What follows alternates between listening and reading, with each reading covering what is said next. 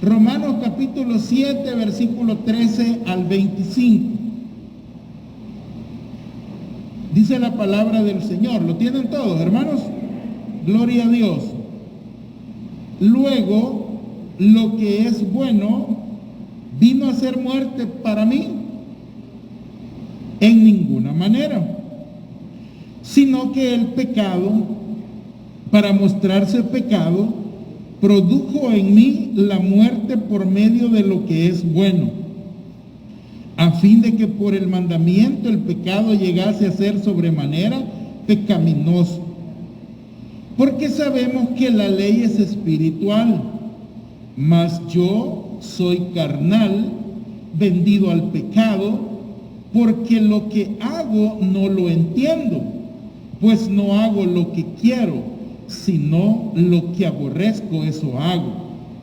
Y si lo que no quiero, esto hago, apruebo que la ley es buena. De manera que ya no soy yo quien hace aquello, sino el pecado que mora en mí. Y yo sé que en mí, esto es, en mi carne, no mora el bien, porque el querer el bien está en mí, pero el no hacerlo, pero no el hacerlo, porque no hago el bien que quiero, sino el mal que no quiero, eso hago. Y si hago lo que no quiero, ya no lo hago yo, sino el pecado que mora en mí. Así que, queriendo yo hacer el bien, hallo esta ley, que el mal está en mí. Porque según el hombre interior, me deleito en la ley de Dios, pero veo otra ley en mis miembros, que se rebela contra la ley de mi mente, y que me lleva cautivo a la ley del pecado que está en mis miembros. Miserable de mí, ¿quién me librará de este cuerpo de muerte? Gracias doy a Dios por Jesucristo, Señor nuestro. Así que yo mismo con la mente sirvo a la ley de Dios, mas con la carne a la ley del pecado. Aleluya. Vamos a orar. Señor, te damos gracias por tan hermosísima palabra que acabamos de leer. Queremos en esta mañana, antes que nada, Señor, pedirte perdón por nuestros pecados. Nos da pena, mi Dios, pero lo que San Pablo ahora nos va a enseñar es lo que ahora nosotros reconocemos, que de una u otra manera te ofendemos, ya sea por acción o por omisión. Siempre estamos fallando, siempre estamos errando en el blanco, como diría la definición de pecado. Queremos esta mañana, Señor, aprender más de tu palabra y liberarnos de esas tensiones que la ley nos produce. Porque en realidad la ley es majestuosa, la ley es perfecta, la ley es divina, la ley tiene un origen maravilloso, la ley no tiene errores, pero la ley hace que nosotros entendamos todas nuestras debilidades y por lo tanto comprendamos que sin una gracia salvadora como la que nuestro Señor Jesucristo nos ofrece, es imposible totalmente volver a los brazos del Señor. Por eso esta mañana estamos en este lugar, suplicándote que por favor ponga sabiduría en el predicador para poder llevar un mensaje que enseñe, que instruya, que fortalezca a cada uno de tus hijos. Bendícenos por favor, Padre de los cielos. Bendice a todos mis hermanos que esta mañana dejaron su comodidad de sus hogares o de algún paseo o algo y decidieron venir a su casa. Te ruego por aquellos que han venido, Señor, tristes, con problemas, con necesidades, con situaciones difíciles, pero te agradecemos porque si quizás no fuera por esas cosas, a lo mejor ni estaríamos aquí. Pero gracias, Señor, porque tu palabra en la carta a los Romanos, creo que en un par de domingos nos va a enseñar que los que amamos a Dios, todas las cosas nos ayudan a bien. Así que nosotros estamos convencidos que nada se ha salido de tus manos, que todo está bajo tu control y que la gran misericordia es la única que nos permite estar de pie y con el deseo de adorarte en este lugar. Te pido por cada necesidad con que mis hermanos y hermanas han venido, por mis hermanos que nos ven a través de esta transmisión, yo los bendigo en esta hora, bendigo los trabajos, los negocios, las fuentes de ingreso de cada uno de mis hermanos, tanto los que estamos acá como los que nos están viendo a través de esta transmisión. Muchísimas gracias, Señor. Muchísimas gracias, Padre de los cielos, porque eres tan bueno, a pesar de que nosotros estamos, Señor, siempre con esa tendencia hacia lo malo, hacia lo negativo, hacia lo pecaminoso. Pero ya nos enseñaste en el capítulo 5 de esta carta que cuando nosotros estábamos muertos en nuestros delitos y pecados, tú mandaste a tu Hijo a morir por nosotros. Y ese es el amor. Y ese es el verdadero amor que tú nos has mostrado. Ayúdanos, por favor, Señor, en esta mañana a poder entender todas estas cosas, para no vivir tensos, para no vivir con sentimientos de culpabilidad, sino entender cuál es el camino correcto para liberarnos de todas estas tensiones. Señor, háblanos al corazón porque tu pueblo está sediento de escuchar tu palabra. En el nombre precioso de Jesús te lo pedimos todo. Amén y amén. Pueden tomar sus asientos, hermano. Libre de las tensiones que provoca la ley. Así hemos titulado la predicación de esta mañana. Y vamos a respaldar este título en la primera carta a los Romanos, capítulo 7, del versículo 13 al versículo 25.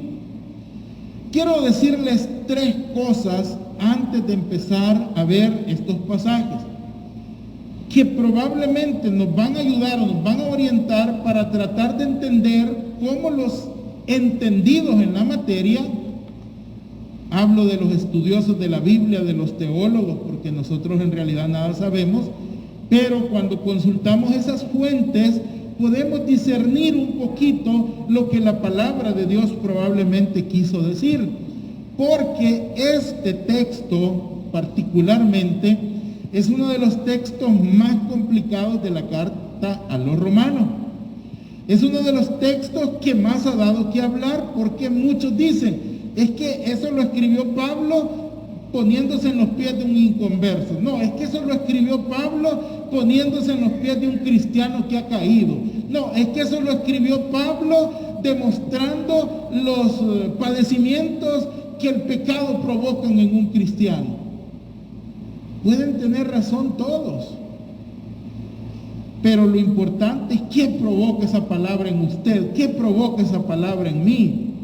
Porque ya lo que provocó para Pablo, lo que provocó para la iglesia en Roma, lo que provocó para las iglesias que han existido durante todo el tiempo hasta el día de hoy, ya eso fue un beneficio para ellos. Ahora lo importante es lo que va a provocar para nosotros en este momento.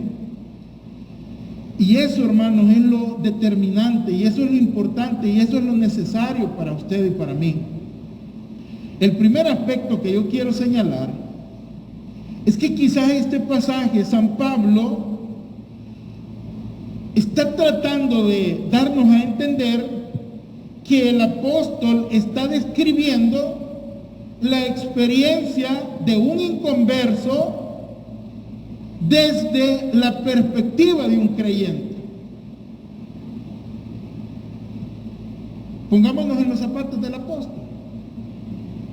Usted, como buen cristiano, usted cuando anda volando espiritualmente, digámoslo así, porque cuando andamos todos carnalones ni siquiera podemos tomar esta actitud.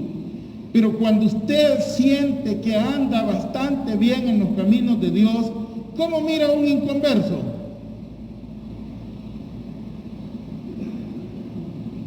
No estoy diciendo que lo miramos mal, ni que lo debemos de ver mal. Pero ¿cómo lo miramos? ¿Lo miramos diferente a nosotros o lo miramos parecido? ¿Cómo lo miran, hermano? Diferente, ¿verdad? ¿Se nota o no se nota la diferencia? Ahora, si andamos carnales, no. Si vivimos una vida desordenada, no la vamos a notar nunca.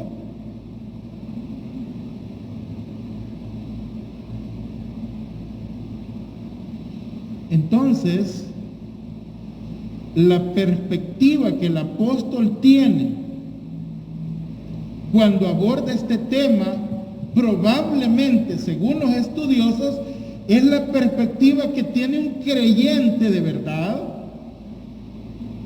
frente a un inconverso, frente a una persona que no conoce a Dios. Entonces, desde ese punto de vista podemos estudiar este pasaje, pero les dije que les iba a mencionar tres. El segundo, o que Pablo probablemente describe la experiencia del creyente en su lucha contra el pecado mientras dure su vida física, y también tiene validez. A lo mejor San Pablo se está poniendo en sus zapatos o en los míos. Y San Pablo entiende la lucha que nosotros tenemos todos los días, porque déjeme decirle que el arte de ser cristiano no se logra cuando terminamos un ciclo. Por decir algo, cuando estudiamos, nos matriculamos en primer grado, por decir algo. Cuando terminamos el año, estamos aprobados para el segundo grado. Y así sucesivamente. El cristiano todos los días vuelve a empezar. Porque todos los días hay un reto. Y tenemos un enemigo que se las ingenia todos los días para ver cómo nos hace caer. Entonces, si nosotros ganamos la victoria o la batalla ayer no pecando, eso no quiere decir que hoy la vamos a volver a lograr. No sé si me doy a entender hasta aquí, hermano. Porque es aquí cuando nosotros tenemos que aprender a ver las cosas desde un punto de vista objetivo. El cristianismo, hermano, no es teoría. Y qué bueno por los que enseñan teoría cuando predican, pero el cristianismo más vale la pena ponerlo en práctica. Porque cuando nosotros pongamos en práctica el cristianismo, vamos a recibir las bendiciones y las promesas de las que la palabra de Dios nos ofrece.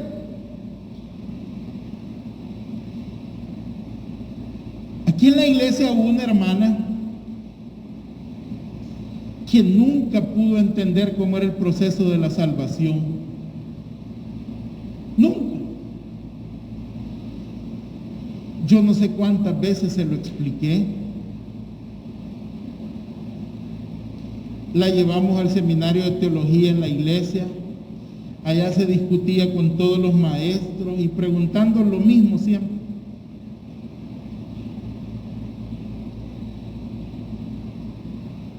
No es el intelecto, es el espíritu sometido al Espíritu de Dios quien permite que conozcamos a Cristo. Pero eso debe de manifestarse en la práctica. Nosotros no somos cristianos porque llevamos una camiseta que dice soy de Cristo. Nosotros somos cristianos porque hacemos las cosas que la palabra de Dios nos manda hacer como hijos de Dios. Por eso es que no es fácil y por eso es que uno no puede jactarse. Ya lo logré ayer, pues lo voy a lograr ahora. Momento. Satanás anda todos los días viendo a ver dónde está su lado flaco. Todos, oiga esto, hermano, y que se asuste con esto. Todos tenemos un punto débil. Todos. Hasta aquel hermanito que no toca el suelo. Ya he visto hermanitos que son como espíritus volantes. que juzgan a todo el mundo porque ellos son tan santos que bien les hacen un espacio ahí en la Trinidad.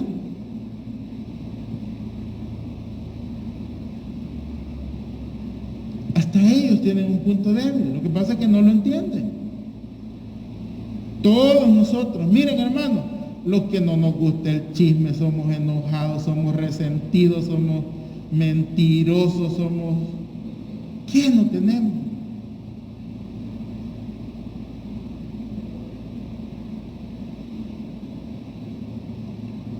Bueno, la iglesia es el hospital del alma, hermano.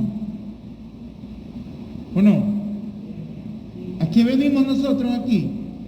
A recibir sanidad espiritual para nuestra vida, para nuestra fortaleza.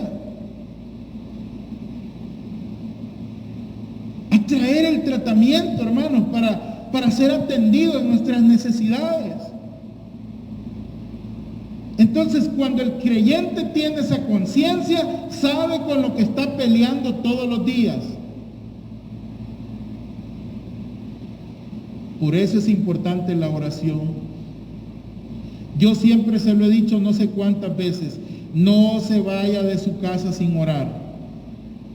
Al nomás que abramos los ojos, démosle gracias a Dios y digámosle, Señor, que hoy te ofenda menos que ayer. Ayúdame a ser fuerte, quiero servirte, quiero honrarte, quiero hablar de ti, quizás no con palabras, pero sí con acciones. Porque si me quedo a lo que este cuerpo quiere, yo voy a dejar un mal testimonio de Dios. Y esa es la otra perspectiva que San Pablo nos presenta, la experiencia del creyente en su lucha diaria contra el pecado mientras tiene vida. Esta es una lucha que no termina. Por eso es que San Pablo en la segunda carta a Timoteo, cuando ya está a punto de ser sacrificado, porque él sabe que va a morir, dice, he peleado la buena batalla, he acabado la carrera de la fe. Por lo demás, me queda nada más recibir la corona que se me ha ofrecido.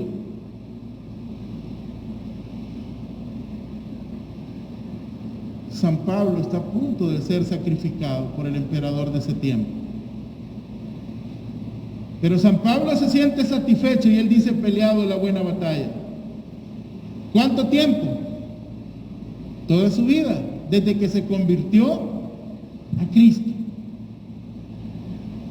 Y eso nos da un ejemplo a nosotros. Por eso es que el cristiano no puede volver atrás.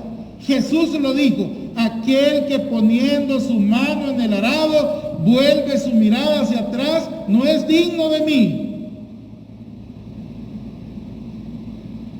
Y esto no lo decimos los predicadores con el ánimo de mantenerlo a usted sujeto a esa silla acá a la iglesia. No, hermano. Es con el ánimo de que usted ame y siga a Cristo todos los días. San Pablo dijo que debíamos de buscar ese blanco perfecto siempre. Porque la carne no quiere hacer eso. La carne quiere otras cosas. Y esa es parte de nuestra naturaleza que no la podemos dejar. Por eso el mensaje se llama libre de tensiones que provoca la ley. Porque cuando nosotros entendamos el poder de la gracia, nosotros ya no nos vamos a estresar por todos los mandamientos que violentamos, sino por honrar a Jesucristo que pagó por nosotros el precio que establece la ley.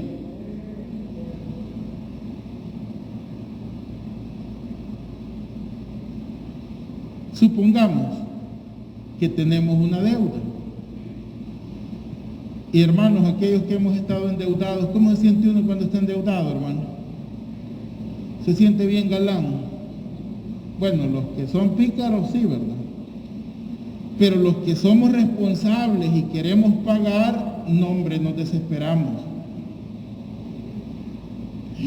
Y mañana toca que pagar la cuota, y mañana se vence el plazo, y ahí anda uno. Pero imagínese que usted de repente se encuentra con una persona y le dice, voy a poner mi nombre, pero ponga el suyo usted. Carlos, la deuda que tenías que pagar, la voy a pagar yo.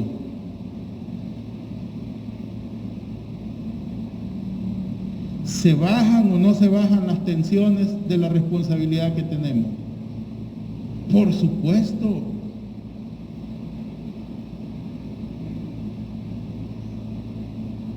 Yo les testifiqué esto al principio del año, no, a finales del año pasado. Mi hija, la más pequeña, iba a entrar a la universidad y se le ocurre estudiar una carrera que solo hay en la Nacional y en la UCA.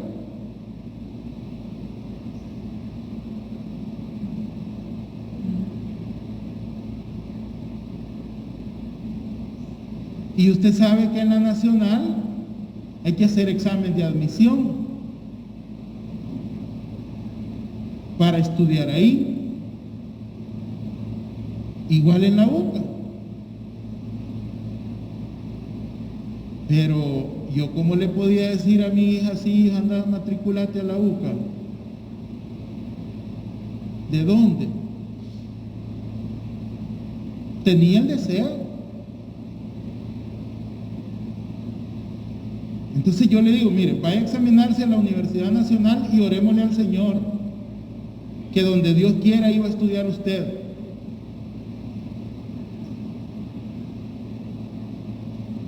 Ahora, no sé si me entienden la preocupación como padre, queriendo apoyarle. Una gran tensión.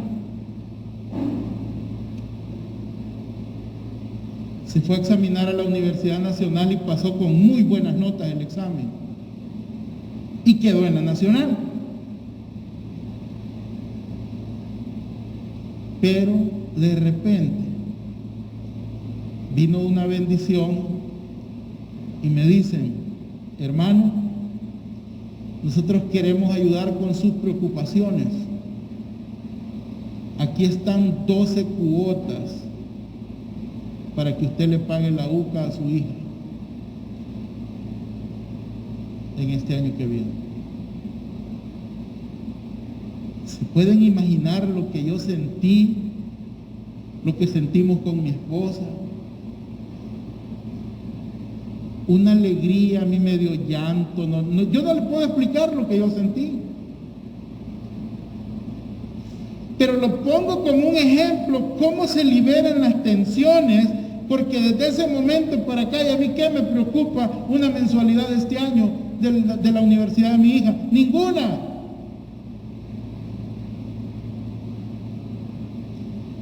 Aquí está el documento, se lo depositamos a su cuenta para que pague las 12 cuotas de este año.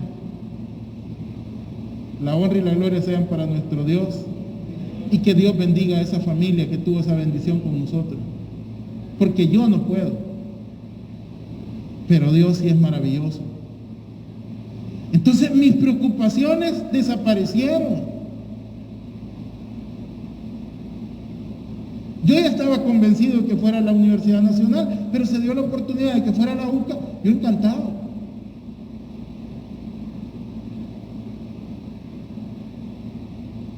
Mis presiones se vinieron abajo completamente. Pero todo gracias a Jesús. Y lo mismo sucede con el pecado. El pecado a uno lo pone tenso cuando uno quiere ser espiritual. Cuando uno quiere ser carnal, el pecado le vale.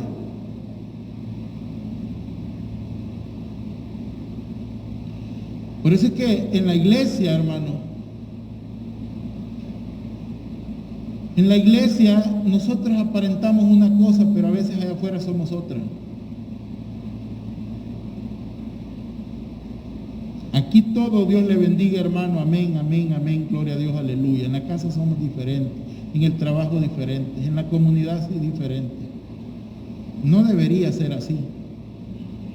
Pero es parte de la trayectoria, es parte de la responsabilidad con la que nosotros debemos de cargar. El pecado genera tensión en los que realmente queremos agradar a Dios. En el carnal no. Vamos a tomar, vamos pues ahí tomamos el domingo a la iglesia. No es así. Pasó la señora que no es la de uno y se le queda viendo, ¿verdad? De pies a cabeza. Una ojeadita, hermano. ¿Qué tanto va a ser una ojeadita? Así comienza. Una ojeadita, hermano, termina en una sabaneada en una cama, sin darse cuenta. El problema es que no nos damos cuenta que ese pecado mata. ¿Se acuerdan lo que dijo el capítulo 6, versículo 23? Porque la paga del pecado es muerte, mas la dádiva de Dios es vida eterna en Cristo Jesús. Entonces el pecado, hermanos, nos va a llevar y nos va a doblegar a un sufrimiento que nosotros mismos estamos permitiendo que llegue. Por eso San Pablo, en este segundo punto de vista que les presentaba, está dándonos la óptica del creyente en su lucha contra el pecado a diario. Porque esto es día a día. Y si hoy, hermanos, tiene un bonito día que no ofende a Dios, no le garantizo que será lo mismo mañana. Hoy probablemente hay para comer, hoy probablemente el ambiente en su casa va a estar tranquilo, hoy probablemente ni calor creo que va a ser hoy en la tarde. Pero mañana probablemente puede venir un problema, una dificultad, una necesidad, una situación que lo va a sacar de las casillas. Y es ahí cuando necesitamos estar firmes, sabiendo que Jesucristo siempre está al cuidado de nosotros. Y el tercer punto de vista, porque ya me extendí en la introducción, es que Pablo probablemente está describiendo la experiencia del creyente en una etapa de su vida que puede ser superada por la obra del Espíritu Santo. Cuando ya estamos, hermanos, en una condición deplorable espiritualmente hablando, probablemente el apóstol está poniéndose en esos zapatos y dice, con la ayuda del Espíritu Santo me puedo levantar. Entonces, estos tres escenarios son bien probables que sean los que San Pablo está pensando cuando escribe estos pasajes. Al parecer, hermanos, la palabra del Señor, o sea, la Biblia, da por sentado que debe de haber progreso en la vida cristiana del creyente. No podemos, como decía yo el domingo, quedarnos chiquitos, espiritualmente hablando. Debemos desarrollarnos. Me encanta tener, por ejemplo, a mi hermano Juan aquí. Él es experto en jardinería. Si yo le dijera a mi hermano, ¿qué hace usted para que la planta esté sana? ¿Qué hace usted para que la planta crezca? ¿Qué hace usted para que la planta dé fruto? Yo sé que el hermano me va a decir, mire hermano, hay que hacer esto y esto y esto y esto y esto y vamos a obtener esto. Porque lo ha visto. Si yo lo llevo a una planta que se me está muriendo y le digo, hermano, ¿cómo puedo levantar esta planta? De esta y de esta y de esta forma. O si no, me va a decir, compre otra.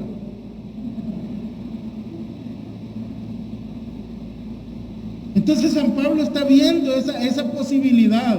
Cuando el creyente ya cayó, pero reconoce que hay un poder a través del Espíritu Santo que nos puede levantar. Porque la Biblia da por sentado que usted y yo tenemos que estar avanzando espiritualmente. Por eso es que San Pablo en una de sus cartas, en la de Corintios si no me equivoco, dice: yo les hubiera querido hablar como espirituales, yo les hubiera querido dar de comer vianda, pero tengo que volver a darles lechita, porque están tiernitos, no han crecido, no han madurado.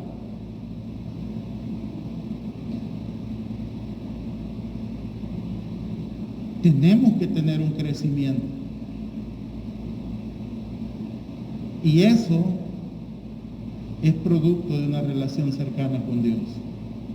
No hay de otra forma. No es porque usted grite más, porque usted aplauda más, porque usted se desmaye, porque usted haga esto. No. Porque usted hable en lengua, porque usted se bautice. No. Es por una vida rendida a Cristo Jesús. Eso es lo que hace completamente la diferencia. Ese progreso que la Biblia da por sentado, mis amados hermanos, consiste en la lucha del creyente contra el pecado, dependiendo de la asistencia divina, porque nosotros no tenemos la capacidad para lograrlo. Nuestros propios recursos, nuestros propios esfuerzos, nuestras propias energías no son suficientes para ese crecimiento espiritual, para ese avance que nosotros debemos demostrar. Por eso este pasaje vamos a verlo desde dos perspectivas, como la experiencia de un convertido a Cristo, y la primera de ellas en el tiempo presente de los verbos que maneja este pasaje, y el segundo, la manera en que aún después de haber anunciado su liberación, el apóstol vuelve a reconocer la lucha que hay de manera constante en su vida espiritual. O sea, los verbos nos van a indicar que es un presente en la que él está hablando, pero también al final de este pasaje San Pablo va a decir: pero sigo con la misma lucha. Habiendo explicado esto, sé que va a ser más fácil entender los versículos a partir de ahora. Vamos al capítulo 7 de la carta a los Romanos, versículo 3. Oiga la pregunta retórica con que comienza. Dice San Pablo: luego, lo que es bueno. ¿Qué es lo bueno? La ley, ¿verdad? La ley de Dios. ¿Vino a ser muerte para mí? Fíjese que aquí le voy a adelantar algo. Si nos vamos a tener a los requisitos de la ley, podemos decir que sí. Porque por la ley nadie se salva. Pero no es ese el enfoque que le va a dar el apóstol. Porque ahora San Pablo nos va a dar la forma de liberarnos de esas tensiones. ¿Cuál es la forma? La fórmula perfecta: Jesucristo. No hay otra forma. Mire lo que dice, versículo 13. Luego, lo que es bueno, ¿vino a ser muerte para mí? En ninguna manera. Sino, vea qué consciente es el apóstol, sino que el pecado, para mostrarse pecado, produjo en mí la muerte por medio de lo que es bueno. ¿Qué es lo que es bueno? La ley. A fin de que por el mandamiento el pecado llegase a ser sobremanera pecaminoso. El versículo 14 va a apoyar lo que ya dijo en el versículo 13. La ley espiritual. Él reconoce que la ley es justa, que la ley es santa, que la ley es buena, porque tiene un origen divino. Vea lo que dice el versículo 14. Porque sabemos, dice San Pablo, que la ley es espiritual. Mas yo, dice San Pablo, soy carnal. ¿Vendido a qué? Al pecado. Si lo dijo San Pablo, ¿cómo no lo tendríamos que decir nosotros? Si quitamos el nombre del apóstol y decimos, porque sabemos que la ley es espiritual, mas yo, o sea, usted, yo, soy carnal, vendido al pecado. ¿Qué me hace entender estas cosas, hermano? Una sola cosa importante, que necesito un Salvador. Yo estoy frito.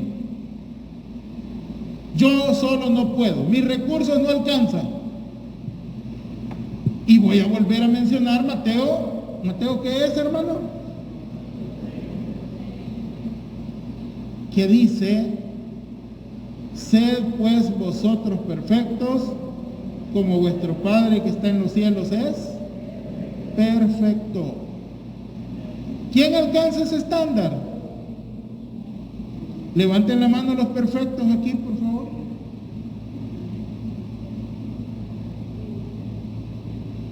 No hay uno. No hay uno. Entonces, ¿qué nos está diciendo San Pablo en este versículo 14? Que necesitamos un Salvador. Pero que lo necesitamos de verdad, no solo cuando está el fuego bien alto, como cuando usted llama a los bomberos, ¿verdad? Siempre. ¿Por qué? Porque la lucha es constante. Cuando usted detecta un incendio, usted llama a los bomberos, pero cuando ya lo ha apagado, ¿para qué lo necesita?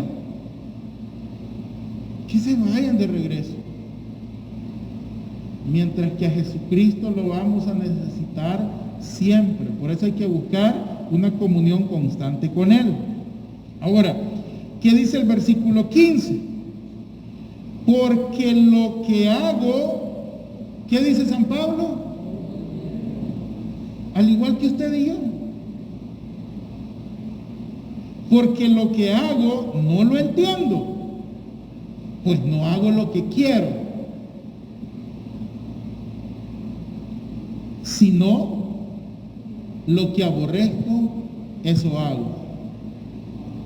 ¿Verdad que pegan cualquiera de las tres visiones que le mencioné al principio en lo que San Pablo está pensando? Porque él se está poniendo en los zapatos de alguien. Puede ser del impío frente al, del inconverso frente al creyente. Puede ser de ese creyente que entiende que la lucha es constante todos los días, o puede ser de ese creyente que está en el suelo pero que sabe que el Espíritu Santo lo puede levantar.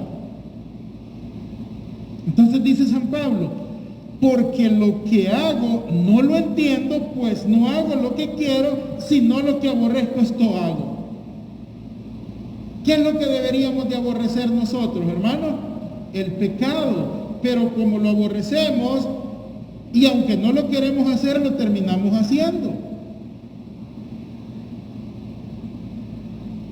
Ahora, ¿quién nos hace pecar? No le eche la culpa a nadie, es más, ni al diablo.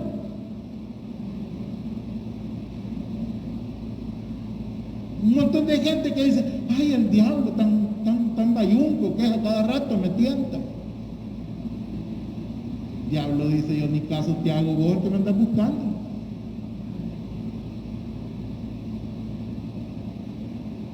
Porque cuando es de responsabilidades le echamos a cualquier otro, menos a nosotros. Y dice San Pablo, ve el versículo 16, y si lo que no quiero, esto hago,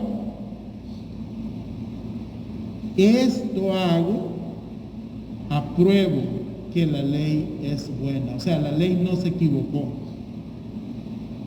La ley es buena, la ley es santa, la ley es justa, la ley es perfecta. ¿Por qué?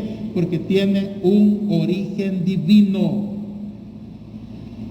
La palabra, hermanos, traducida como carnal, describe al hombre distanciado de Dios y su debilidad frente a la tentación. Eso significa la palabra carnal. Aquel hombre, aquella mujer que le ha dado la espalda a Dios, aquella persona que se ha apartado de Dios. Hay gente que dice, no, hermano, si yo aquí estoy en la iglesia. Sí, pero no es venir a la iglesia, yo lo dije anoche. es reflejar que Cristo vive en nosotros. Y no es fácil. Ni mucho menos yo estoy dando por sentado que su servidor lo ha alcanzado. No, todos estamos en esa lucha. Y es una lucha que debemos de librar cada día. Teniendo conciencia de eso, entonces ¿qué nos queda? Refugiarnos, como decía la predicación de ayer, en el Señor. Porque no hay otra forma como lo podamos lograr. Dice el versículo 16, y si lo que no quiero esto hago, apruebo que la ley es buena. Versículo 17, de manera que ya no soy yo quien hace aquello, sino el pecado que mora en mí. ¿Cuánto le cuesta a la gente aceptar esto, verdad? En el programa de evangelismo yo les enseñaba a los hermanos que deberíamos de hacerle conciencia a la gente más o menos cuántos pecados nos echamos al día.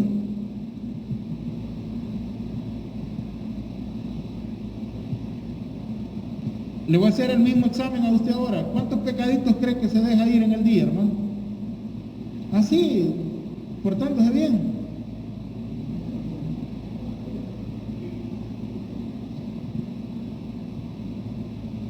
Díganme un número, cualquiera.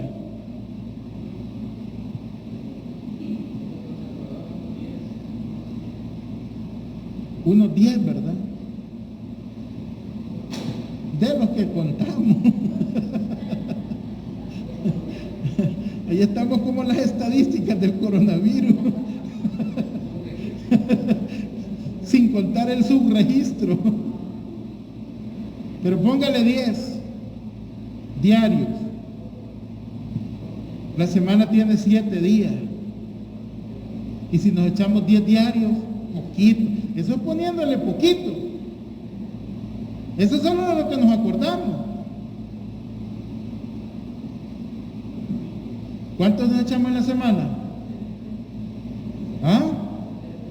70, ¿verdad? Y en el mes que tiene 4 o 5 semanas, 280 y por ahí más o menos, ¿no? Y en un año. Y el Salmo 90 que estudiábamos el miércoles, ¿cuántos años dicen que más o menos andamos? 70, 80. ¿Con cuántos pecados terminamos al final? Como decimos en el programa de evangelismo, si usted somete a una persona que ha pecado más de no sé cuántos miles de veces, ¿qué sentencia le toca? Usted como juez, ¿qué sentencia le daría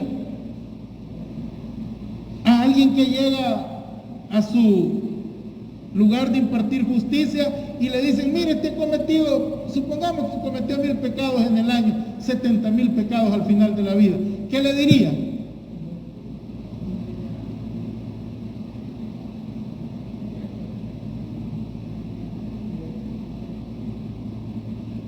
Entonces, eso, tener esa conciencia, nos hace vivir, oiga bien, con el deseo de agradecer a Jesucristo porque Él pagó todos nuestros pecados.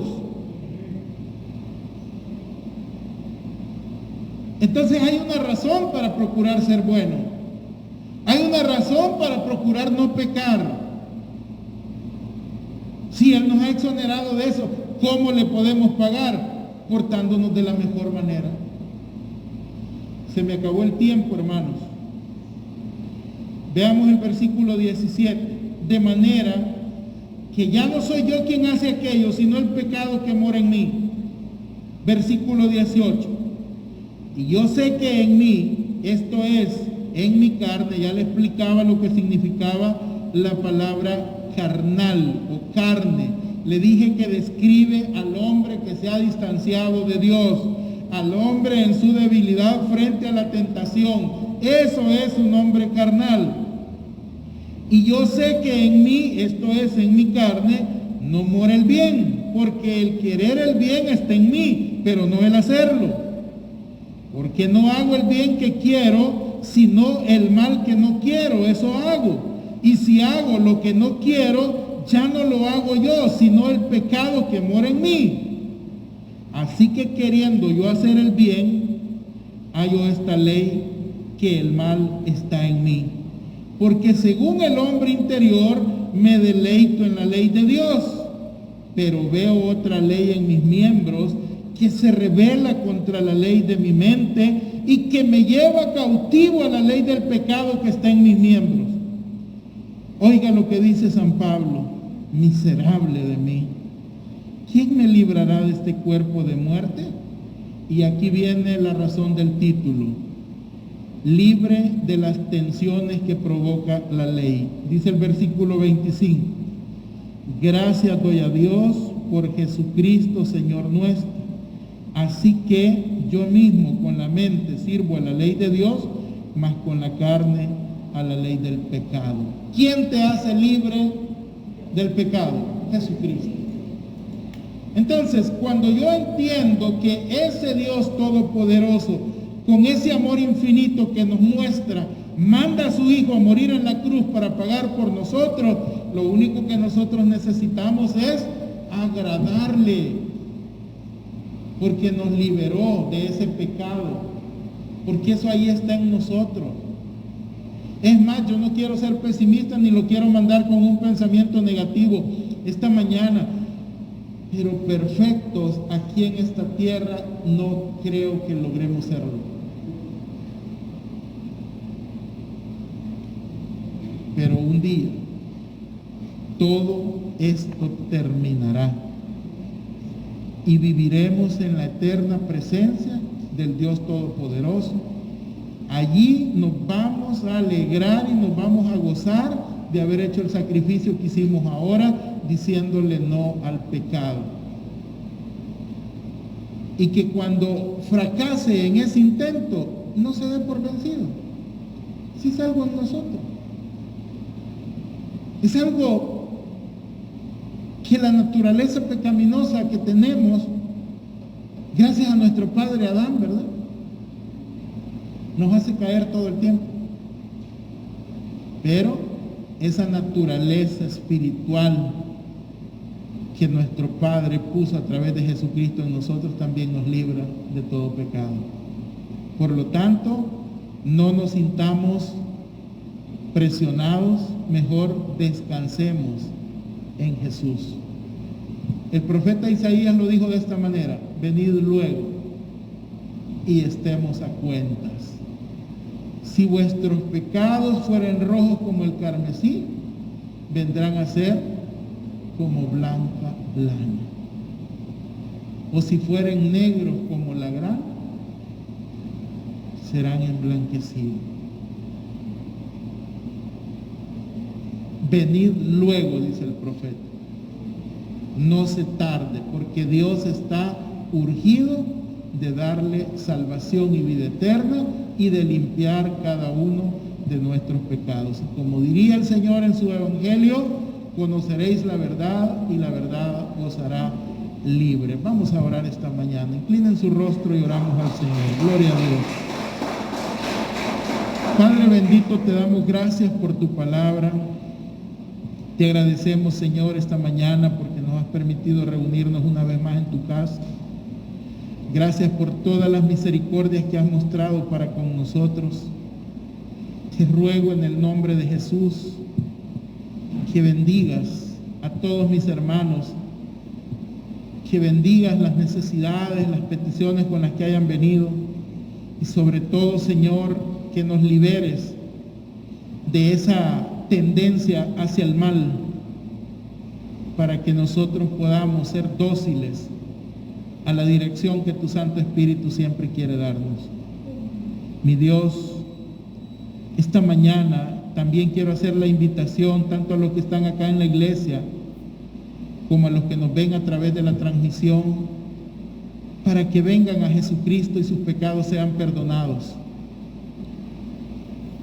Jesús dijo: he aquí yo estoy a la puerta y llamo. Si alguno oye mi voz y abre la puerta, entraré a él y cenaré con él y él conmigo. Jesús quiere tener comunión contigo. Yo te invito a que lo recibas como Señor y Salvador de tu vida esta mañana y le entregues tu vida a Cristo y puedas recibir salvación y vida eterna. Dile de esta manera: Señor Jesús, yo te recibo hoy como mi único y suficiente Salvador personal. Creo que eres Dios, que moriste en la cruz del Calvario por mis pecados, que fuiste sepultado y que al tercer día resucitaste y vives por los siglos de los siglos. Gracias doy al Padre por enviar a su Hijo a morir en mi lugar. Gracias, Jesús, por salvar mi alma el día de hoy. En Cristo Jesús, mi Señor y mi Salvador, te doy las gracias por salvarme.